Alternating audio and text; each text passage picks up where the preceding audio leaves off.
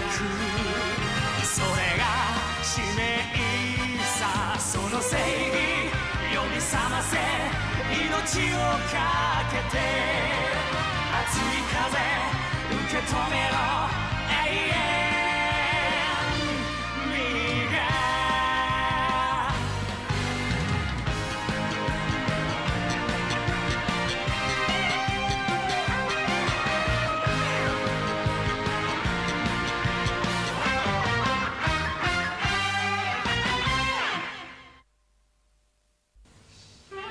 ทีมที่อ่อนแอที่สุดในวงการกีฬาฟุตบอลหุ่นยนต์หรือไอออนลีกนั่นคือทีมซิลเวอร์แคสเซิลแต่ก็สามารถต่อสู้จนกลายเป็นทีมชนะเลิศไปได้ในที่สุดไม่ว่าทีมดาร์กจะใช้วิธีสกปรกแค่ไหนก็ตามพวกเขาก็ฟันฝ่าอุปสรรคมาได้ทุกครั้งแม้แต่ครั้งที่ร้ายแรงที่สุดคือหุ่นยนต์สังหารที่เซเกิลลูกชายของกิโรชิสั่งให้มาจัดการกับทีมซิลเวอร์แต่พวกเขาก็ยังลุกขึ้นสู้ได้ใหม่โดยที่ไม่เคยเล่นผิดกติกาแม้แต่ครั้งเดียวเป็นชัยชนะที่ได้มาอย่างขาวสะอาดที่สุดในประวัติศาสตร์วงการกีฬาไอออนลีกเลยก็ว่าได้เสนอตอนฝันร้ายกับการถูกบังคับให้ถอนตัวอย่างที่ท่านผู้ชมทราบกันอยู่แล้วนะคะว่าวันนี้จะมีขบวนพาเหรดแสดงความยินดีกับชัยชนะของทีมซิลเวอร์แคสเซิลอีกสักครู่จะเป็นข่าวของดาวเด่นของทีมดาร์กกรีนนั่นก็คือ3พี่น้องตระกูลโกนซึ่งมีข่าวว่าจะถอนตัวจากวงการกีฬานี้นะคะเชิญคุณโจจี้เลยค่ะว่าไงล่ะหมายความว่ายังไงอ่ะทำไมพวกเราจะต้องถอนตัวจากวงการกีฬานี้ด้วยพวกเรายังต้องแข่งขันกันอีกต่อไปนี่นะคราวหน้าเราจะต้องถล่มทีมซิลเวอร์แคสเซิลให้ได้เป็นคำสั่งของผู้จัดการพวกนายถูกย้ายไปทำงานอย่างอื่นแล้วงานอื่นอย่างนั้นนะแต่พวกเราเป็นหุ่นนักกีฬาจะไปทำอะไร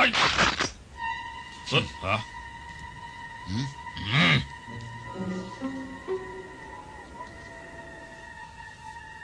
จะพาเราไปที่ไหนเนี่ยอะไรฮะอะไรกันเนี่ยจากชั้นนี้ยังมีชั้นใต้ดินอีกเหรอ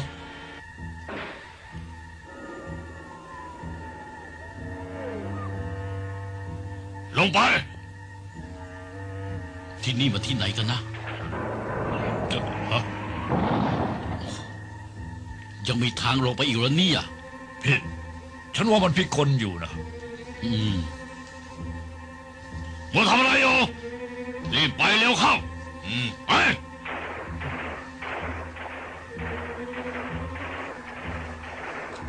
มันชักสังหรณ์ใจยังไงชอบคนแผงวงจรของฉันมีสัญญาณเตือนให้ระวังด้วยแบบนี้คุณจะไม่ใช่ถอนตัวธรรมดาซะแล้วละมั้งเราไม่ยอมไปเซ็นเล็กหน้าทำอะไรกันจริงเฮ้ยอย่าอะไรสู้มาเฮ้ยสู้เจ้าหน้าที่นี่ด้ามปืนเอาหนีไปเร็วมอสอะไรกันแล้วพวกพี่ล่ะพวกเราเอาตัวรอดได้นะรีบไปแล้วสิไม่ต้องห่วงไปแกต้องหนีไปให้ได้แล้วบอกให้ทุกคนในทีมมาช่วยพวกเราคือถูก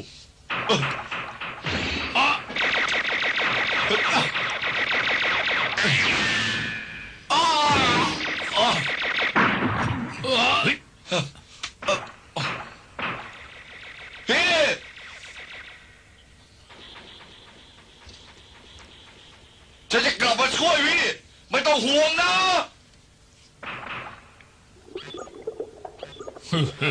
เราไม่มีที่สำหรับคุณนักกีฬาที่ถอนตัวและหลบหนีไปหรอกนะเดี๋ยวแกจะได้รู้ความจริงสักทีมีธุระอะไรครับเซกอลดูนี่เอาไว้3พี่น้องตระกูลโกที่ทำให้ทีมดาร์กรินไม่ได้เป็นแชมป์ยังไงล่ะเนี่ยจะดัดแปลงเป็นหุ่นยนต์ทหารเหรอครับพวกมันเป็นนักกีฬาที่เก่งที่สุดทั้งนั้นนายหน้าจากหลายๆที่ต่างก็ยื่นข้อเสนอขอซื้อตัวพวกมันเพื่อไปทำเป็นอาวุธมันประจวบเหมาะพอดี ว่าแต่ว่าพ่อคิดจะทำยังไงกับซิลเวอร์แคสเซิลครับจะทำยังไงอย่างนั้นเลยจะปล่อยไว้แบบนี้เหรอครับ จะปล่อยไว้แบบนี้ได้ยังไงฤดูการแข่งคราวหน้าก็ต้องกำจัดมันให้ได้สิฤดูการแข่งคราวหน้าใจเย็นเหลือเกินนะครับจะปล่อยให้พวกมันไปท่องทั่วโลกก่อนหรือไงฮะจนป่านนี้แล้วใจร้อนไปก็เท่านั้นพวกมันได้เป็นทีมชนะเลิศไปแล้วนี่นาเซเกิลความลับของพวกมันยังมีอีกเยอะนะ จะไปสืบตอนนี้ก็ยังไม่สายหรอกนะ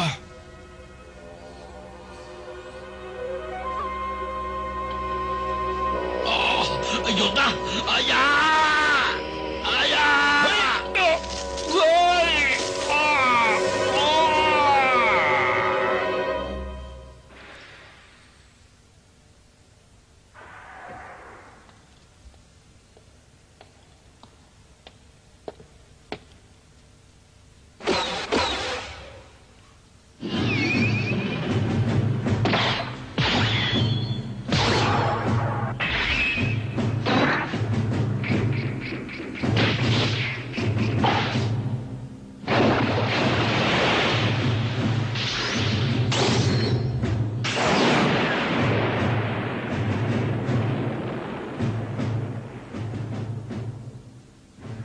มาพร้อมกันแล้วใช่ไหม ว่าธุระมาเลย จะเจอคู่แข่งที่มีฝีมือสูสีกับพวกแกแล้ว เป็นทีมหุ่นนักกีฬาฟุตบอลไอออนลีกซะด้วย คุณธรรมดาจะมาสู้กับพวกเราได้ยังไง อย่าอวดดีนะพวกแกน่ะถึงจะเหนือกว่าหุ่นนักกีฬาธรรมดา แต่ก็เป็นหุ่นที่หมดที่พึ่ง ไม่มีทางจะไปกันทั้งนั้นแหละอย่าลืมสิถ้าฉันไม่เก็บพวกแกมาไว้ที่นี่ป่านนี้พวกแกน่ะเป็นเศษเหล็กไปแล้ว นี่เป็นโอกาสที่ดีของพวกแกนะจะได้ทดสอบว่าพวกแกน่ะมีฝีมือหรือเปล่าว่าไงที่ทีมของพวกมันก็คือซิลเวอร์แคสเซิลเป็นแชมป์คอนดิชันแชมเปี้ยน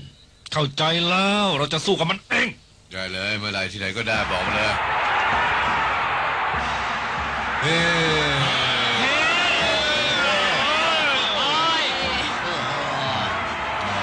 แล้ววันนี้ขอได้เสียหน่อยผมยินดีด้วยดีใจด้วยจริงๆวันนี้ต้องเดินกันหนาเดิมเลยพักพวกชื่อใหญ่ครับเลิกดื่มไม่ได้นะครับงั้นคุณพยาบาลดื่มกับผมจะกลึบไหมครับคุณพยาบาลครับ คุณวินดี้คะยินดีด้วยนะคะสำหรับชัยชนะครั้งนี้ ทีมดาร์กรีนไม่ได้อยู่ในสายตาแล้วใช่ไหมคะ ไม่ใช่อย่างนั้นนะครับสามพี่น้องตระกูลโกจะต้องคิดค้นอาวุธใหม่ๆมาอีกแน่นะครับเราประมาทไม่ได้ครับ เอ๊ะแต่ว่า เออเออ รายงานข่าววันนี้บอกว่าสามพี่น้องตระกูลโกรนตัดสินใจถอนตัวจากวงการนี้ไปแล้วนี่คะ ว่าไงนะเป็นไม่ได้ยังไงพวกนั้นสาบานว่าต่อไปนี้จะสู้อย่างขาวสะอาดนี่นะแล้วจะถอนตัวไปได้ยังไง ไม่มีทางหรอก แล้วทำไมต้องมาดูดฉันด้วยนะคะ ถูกบังคับให้ถอนตัวแล้วมั้ง นี่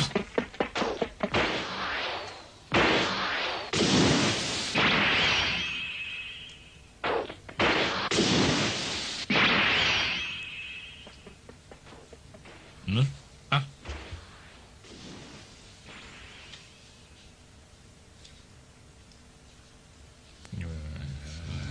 ยังไงจริงป่ะนะ ถูกเรื่องอะไร พวกเรา อุ้ย มีอะไรพี่ จะมีเรื่องขอร้องนะขอได้ไปช่วยกันหน่อยได้ไหม ช่วยอะไร ช่วยอะไรนั่นสิ บอกมาหน่อยสิ เรื่องอะไร ให้ช่วยอะไรทำอะไรที่ไหนยังไงไม่รู้ เอ้ย ไม่สนใจ นี่จะทำอะไรฉันอ่ะ ถ้าเจอตัวโกมาสเมื่อไรต้องจับไปที่สำนักงานใหญ่ในทัน เป็น ที คำสั่งแล้วท่านในทุนใหญ่ อะไรนะเราเป็นพวกเดียวกันไม่ใช่เหรอ เปลี่ยนพวกแล้ว โอ้ยยา ฮะเฮ้ยเดี๋ยวไปหาด้านหลังเร็ว แล้วไปเรียกตามมาเลยครับ อ่ะฮะอ่ะอ่ะโอ้ยนี่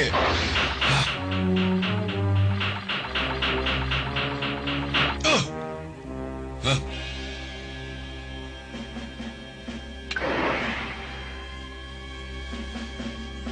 ออกไปเร็วสิถ้าด้านหลังเนี่ย โค้ช หมูชักช้าอยู่ทำไมเล่ารีบไปสิ ขอบคุณมากเลย อย่าเข้าใจผิดนะฉันไม่รู้ไม่เห็นอะไรทั้งนั้น ก็แค่นั้นแหละไป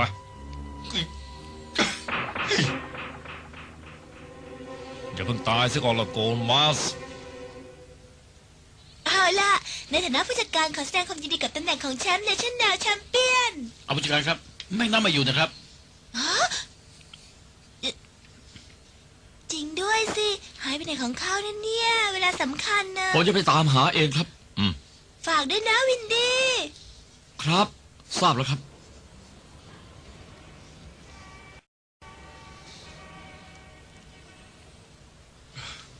โอ้ยอุ๊ยฮะแก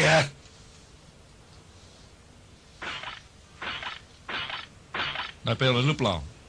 แล้วโกลอาร์มกับโกลฟุตล่ะฮะคงจะถูกพาตัวไปที่ห้องใต้ดินนะสิ แกรู้ได้ยังไง บอกมาสิ พี่แกก็บอกแล้วนี่นะว่าฉันเคยอยู่ในทีมดาร์กคิงมาก่อน ถ้าอยากจะช่วย2 คนนั่นละก็ฉันจะช่วยเอง ว่าไงนะทำไมแกต้อง ไม่ต้องมายุ่งกับเรื่องของเราหรอกนะเรื่องนี้ไม่เกี่ยวกับแก ต้องเกี่ยวสิพวกเราเป็นหุ่นนักกีฬาไอออนลีกเหมือนกันนี่นะถ้าว่าเรา2 คนรวมพลังกัน ต้องช่วยเข้ามาได้แน่ๆ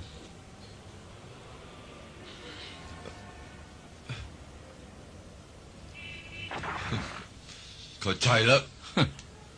ตกลงกัน2 คนได้ยังไงนายตัดสินใจเร็วไปหน่อยละมั้งแม่นำเอส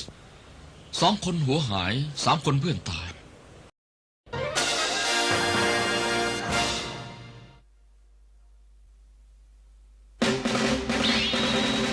ライアン・リーガー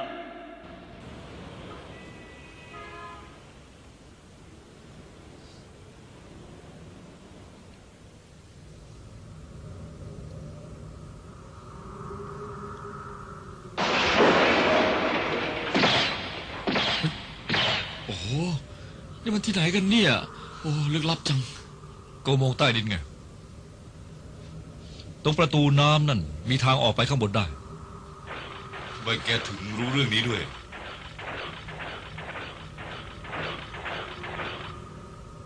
ทางนี้ทางด้านโน้นนะเป็นห้องทำลายชิ้นส่วนที่ไม่ใช้แล้ว พวกโกลอาร์มคงจะอยู่ในห้องลับอีกด้านหนึ่งแน่ๆเลย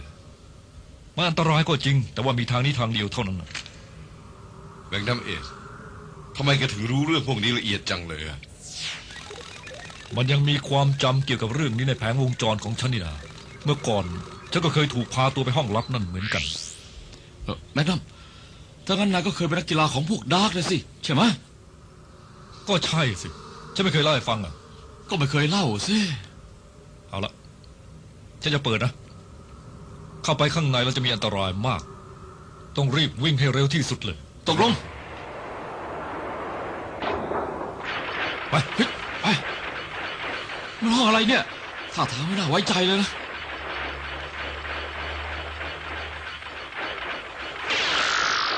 ฮะยุ่งครับเฮ้ยเสร็จมัน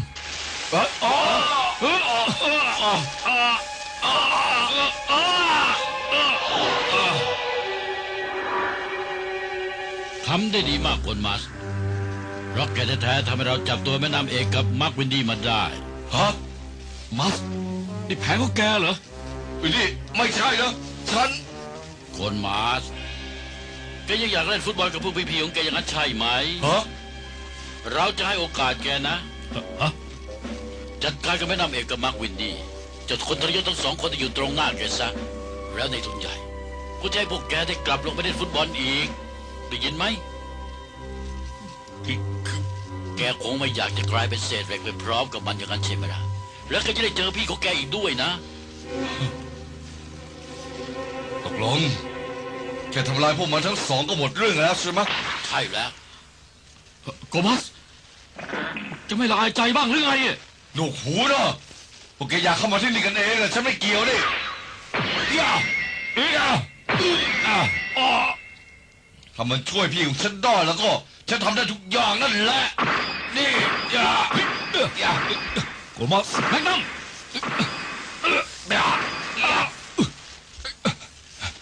โกลมัสแกจะทำยังไงกับเราก็ได้ แต่แกคิดเหรือว่าพวกมันจะคืนพี่ให้แกจริงๆเหรอฮะ ไม่ต้องพูดมากหรอก นี่ฟังให้ดี พวกดาร์กน่ะจะทำให้พวกเรากลายเป็นอาวุธในสงครามต่างหากเล่า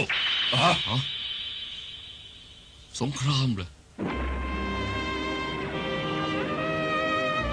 บนดาวเคราะห์ที่อยู่ในอวกาศกำลังมีสงครามที่แสนโหดเหี้ยมพวกมันต้องการวัตถุดิบที่อยู่บนดาวนั้นก็เลยใช้หุ่นยนต์ทำสงครามเพื่อแย่งชิงกันยังไง หุ่นยนต์รบนั่นเหรอ หุ่นยนต์เพื่อสงครามอาวุธเพื่อทำลายกันหุ่นนักกีฬาขององค์การดาร์กที่พัฒนาขึ้นไปจนถึงตำแหน่งสูงสุดจะถูกปลดออกแล้วถูกดัดแปลงให้เป็นหุ่นยนต์รบในโรงงานลับที่อยู่ใต้ดินนี่แหละหุ่นยนต์รบที่ดัดแปลงแล้วจะถูกขายให้กับพ่อค้า แล้วก็ต้องไปทำสงครามเพื่อทำลายกันเองยังไงล่ะ ทีนี้เข้าใจดีหรือยัง บ้าที่สุดเลยมีเรื่องแบบนี้ด้วยเหรอ ตอนนี้เราอาจจะช่วยโกลอาร์มกับโกลฟุตออกมาได้ ก่อนที่จะถูกดัดแปลง ถ้าเราทั้งหมดรวมพลังกันเข้าแล้วก็ เราสามารถที่จะช่วยพวกเขาออกมาได้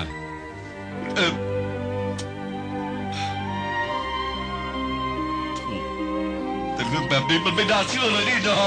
ฉันบอกเรื่องจริงให้ฟัง ที่จะหลอกฉันหรือไงอ้า ฉันเองก็เคยเป็นหุ่นยนต์รบมาก่อน รู้ไหม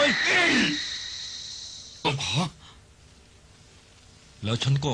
ไม่อยากให้พวกมันสร้างหุ่นยนต์รบเหมือนฉันขึ้นมาอีก เพราะฉะนั้นแกถึงได้กลับมาที่นี่อย่างนั้นเหรอแต่ทั้งที่ไม่เคยมีใครรอดชีวิตกลับมาได้เลยนั่นเนี่ย ฮะว่าไงนะถ้าอย่างนั้นเรื่องนี้ก็เป็นเรื่องจริงสิ มันเป็นเรื่องที่พวกแกไม่จำเป็นจะต้องรู้นี่นะ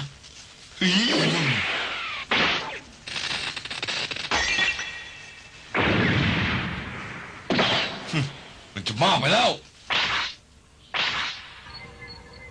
เจะพวกนางโง่เอ้ยจัดการระบบทำลายได้ อีบ้าเอ้ยหน่อยนะ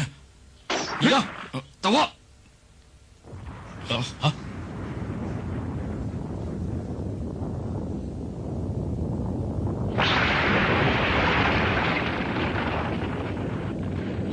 อะไรเนี่ย ระวังให้ดี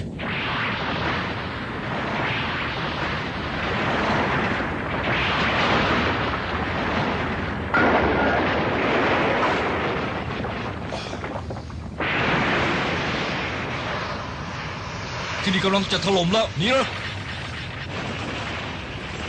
นี่คือน้ำกรดที่เราใช้ทำลายซากหุ่นยนต์ที่ใช้การไม่ได้แล้วยังไงเล่าเอาละฉันจะให้แกได้พบกับพี่ชายแกตามสัญญาก่อนแล้วกันไปเจอกับพี่ชายซึ่งถูกดัดแปลงแล้วในโลกหน้าก่อนแล้วกันนะ หลอกกันแล้วเนี่ย มัสเร็ว บัดซบที่สุดเลยย่า แม็กนัมมาแม็กนัม อ่า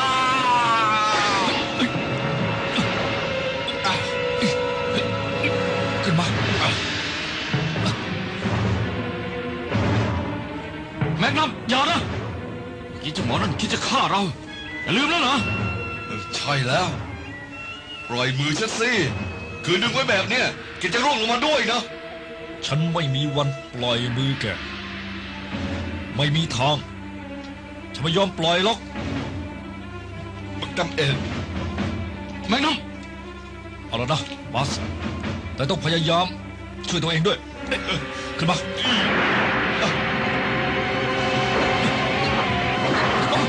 ปล่อยสิแม็กนัม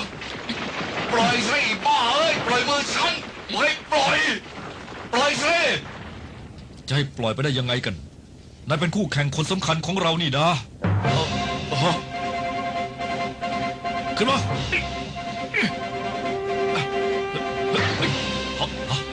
วินดี้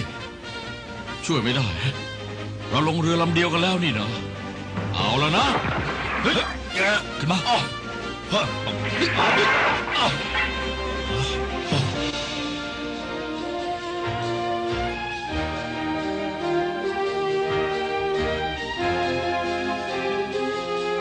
ม็กนัม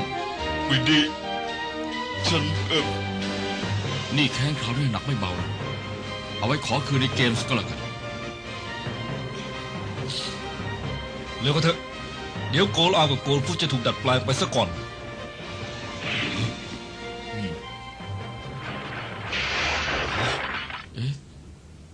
ที่ไหนเนี่ย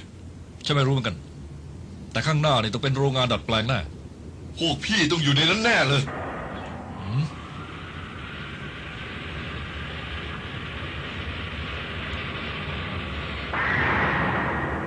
ฮะพี่ปลอดภัยดีเหรอพี่โกฟุตพี่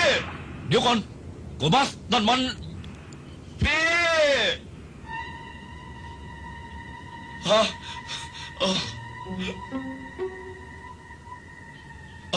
พี่โกฟุต